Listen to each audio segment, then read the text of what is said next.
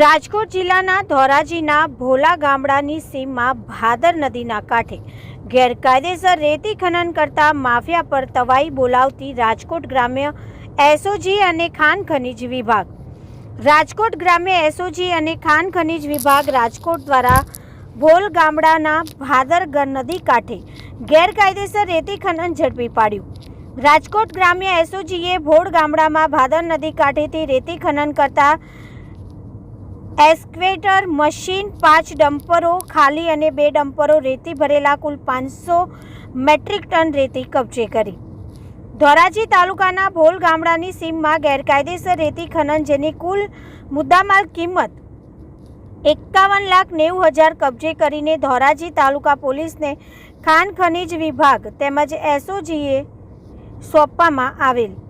ધોરાજી તાલુકામાં એસઓજી અને ખાણ ખનીજ વિભાગ દ્વારા મોટી રેતી ખનન ઝડપી પાડ્યા બાદ રેતી ખનન કરનાર તત્વોમાં ફફડાટ વ્યાપી ગયો. રિપોર્ટર વિજય વર્મા, જેતપુર.